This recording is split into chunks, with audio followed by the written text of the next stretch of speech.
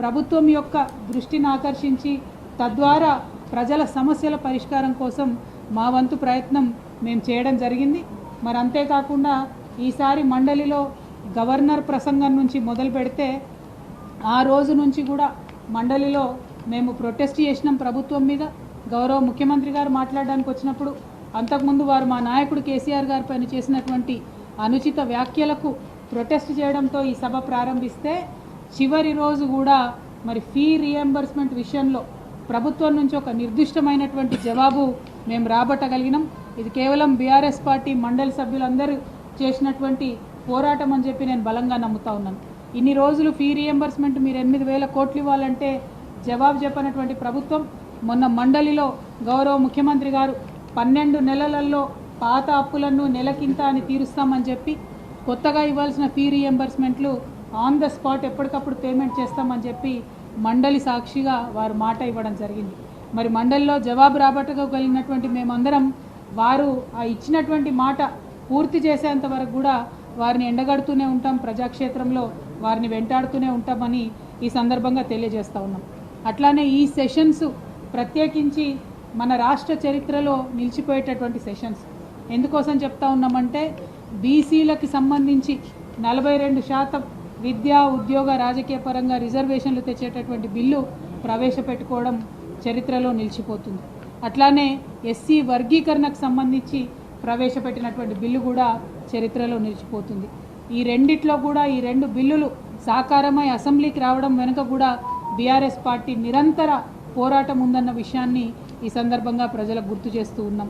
అదేవిధంగా ఈ సెషన్ మరొక అంశానికి కూడా చరిత్రలో నిలిచిపోతుంది. కాకపోతే అది కొంత బ్లాక్ డేగా నిలిచిపోతుంది.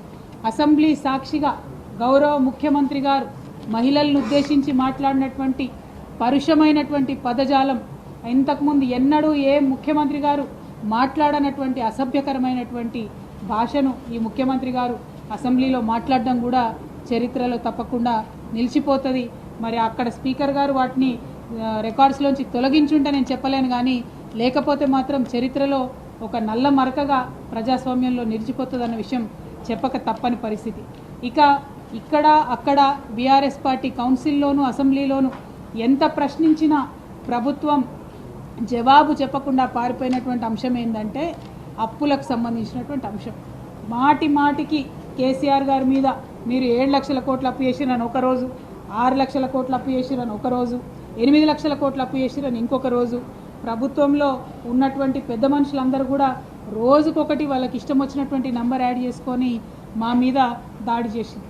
అది ఎన్నికల ముందుకు జరిగినటువంటి దాడి, ఎన్నికల తర్వాత కూడా అదే దాడిని వాళ్ళు కొనసాగిస్తూ ఉన్నారు. ఇవాళ అధికారంలోకి వచ్చిన తర్వాత నిజానికి చాలా ప్రశాంతంగా పరిపాలన చేసుకోవచ్చు, కానీ బీఆర్ఎస్ పార్టీ వారిని ప్రశ్నిస్తున్నటువంటి వైఖరితోని వారు బాగా ఫ్రస్ట్రేషన్కి లోనై ఇంకా కూడా తప్పులు చెప్తా ఉన్నారు అప్పుల విషయంలో అన్న విషయం ప్రజలకు తెలియజేస్తూ ఉన్నాం. ఇవాళ నేను మీ అందరికి కూడా పార్లమెంటులో 2 రోజుల క్రితం మన పార్లమెంటులో కేంద్ర ప్రభుత్వం ఇచ్చినటువంటి జవాబును చూపిస్తూ ఉన్నాం. ఈ జవాబులో చాలా స్పష్టంగా ఇది 24 మార్చి 2025, ఇవాళ 28వ తారీఖు, 4 రోజుల క్రితం కేంద్ర ప్రభుత్వం పార్లమెంట్లో ఇచ్చినటువంటి జవాబులో తెలంగాణ రాష్ట్రంలో ఉన్నటువంటి అప్పులు మొత్తం కూడా 4,42,298 అని చాలా స్పష్టంగా జవాబు ఇవ్వడం జరిగింది. 4,42,298 కోట్ల రూపాయల అప్పు అని చెప్పి చాలా స్పష్టంగా చెప్పింది. అంటే ఈ అప్పు జిఎస్డిపి పర్సంటేజ్లో చూస్తే కేవలం 26%. అదే మన గౌరవ ముఖ్యమంత్రి గారు దీని నంబర్ డబుల్ చేసి 8 లక్షల కోట్ల అప్పు అని చెప్పి మరి వారు చెప్పడం అన్నది చాలా దురదృష్టకరం. సభలోనన్నా ఇప్పటికన్నా నిజం చెప్పండి. మీరు అబద్ధాలు చెప్పే అధికారంలోకి వచ్చినారు, వచ్చిన తర్వాత మీరు చెయ్యలేని హామీలు ఉంటే ప్రజల క్షమాపణ చెప్పి ఇదిగో మేము అబద్ధాలు చెప్పి అధికారంలోకి వచ్చినాయని ఒప్పుకుంటే మర్యాదగా ఉంటుంది. కానీ ఇప్పటికి కూడా మేమే బుల్డోజ్ చేస్తాం అని చెప్పి మాట్లాడడం అన్నది కరెక్ట్ కాదు. ఒకటి అప్పుల విషయం అయితే, మరి ఇంకొక విషయం కాళేశ్వరంలో ఉన్న బారాజ్ల గురించి గౌరవనీయులు ఉత్తమ్ కుమార్ రెడ్డి గారు అసెంబ్లీ సాక్షిగా కూలిపోతాయన్న ప్రచారంలో వాస్తవం లేదు అని చెప్పి ఉత్తమ్ కుమార్ రెడ్డి గారు ప్రకటించడాన్ని ఈ సందర్భంగా ప్రజలకు గుర్తు చేస్తున్నాం.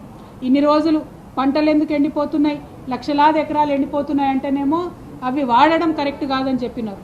మరి నిన్ననేమో 2 బ్యారేజీలు బాగానే ఉన్నాయి, వాడవచ్చు, నీళ్ళు ఇవ్వచ్చు అని వాళ్ళే చెప్పారు. అంటే నీళ్లు ఇవ్వగలిగి ఇవ్వకపోవడం అన్నది మీ వైఫల్యం కాదా అన్న విషయం ప్రభుత్వాన్ని మేము సూటిగా ప్రశ్నిస్తూ ఉన్నాం. అదేవిధంగా మరి బీఆర్ఎస్ పార్టీ తమ పోరాట పటిమతోని ఇలాగే ప్రజా సమస్యలన్నింటినీ కూడా ప్రభుత్వం దృష్టికి తీసుకొస్తుంది, ప్రజాక్షేత్రంలో ప్రభుత్వాన్ని ఎండగడుతుంది, మనకు ప్రజలకు రావాల్సినటువంటి హక్కులన్నింటినీ కూడా సాధిస్తామని మరొక మారు తెలియజేస్తూ ఉన్నాం.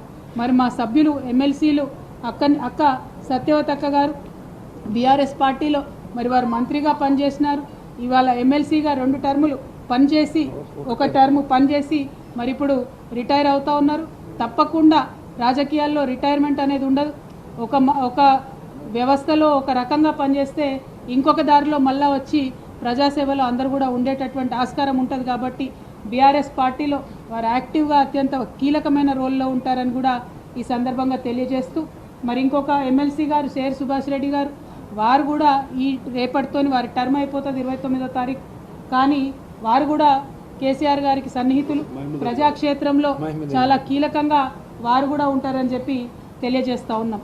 మరి గౌరవ పెద్దలు మహమూద్ అలీ గారు కేసీఆర్ గారికి కుటుంబ సభ్యులు లాంటి వారు 2001 నుంచి కేసీఆర్ గారికి చేదోడు వాదోడుగా ఉంటూ మరి ఈ రాష్ట్రానికి తొలి మైనారిటీ డిప్యూటీ సీఎంగా చరిత్రలో నిలిచిపోయినటువంటి వ్యక్తి. వారు హోమ్ మినిస్టర్గా, రెవెన్యూ మినిస్టర్గా అనేకమైనటువంటి సేవలు చేసినారు. వారు కూడా బీఆర్ఎస్ పార్టీలో యాక్టివ్గా ఉంటూ ముస్లిమ్స్ సమస్యలను అదేవిధంగా ప్రజా సమస్యలను తప్పకుండా ముందుకు తీసుకొని వెళ్తారు. ఈ రిటైర్మెంట్ అనేటటువంటిది మా ఎమ్మెల్సీలందరికీ విరామం మాత్రమే, విశ్రాంతి కాదు. కాబట్టి ఇంకా ఏదో ఒక స్థాయిలో ఎక్కడో ఒక చోట పార్టీలో యాక్టివ్గా పనిచేస్తూ ఉంటారు. బీఆర్ఎస్ పార్టీ మీకు తెలుసు మరి రజతోత్సవం జరుపుకోబోతా ఉంది త్వరలోనే. 25 వసంతాల పండుగని వరంగల్ దగ్గర ఉన్నటువంటి ఎల్కతుర్తి క్రాస్ రోడ్స్లో చాలా పెద్ద ఎత్తున లక్షలాది మందితోని ఏప్రిల్ 27వ తారీఖున భారీ బహిరంగ సభ నిర్వహించబోతా ఉన్నాం.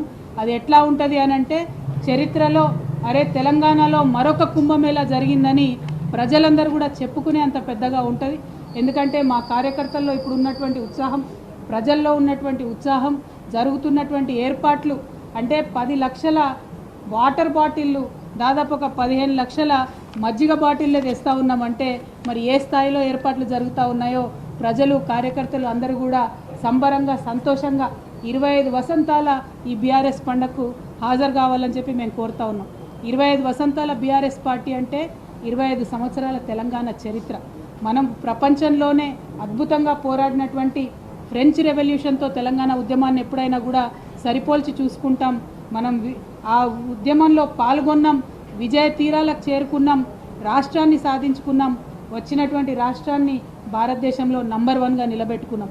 సో ఇవి చిన్న విజయాలు కాదు, చరిత్రలో నిలిచిపోయేటటువంటి విజయాలు. ఈ విజయాలన్నింటినీ కూడా ఖచ్చితంగా మనం సెలబ్రేట్ చేసుకోవాలి.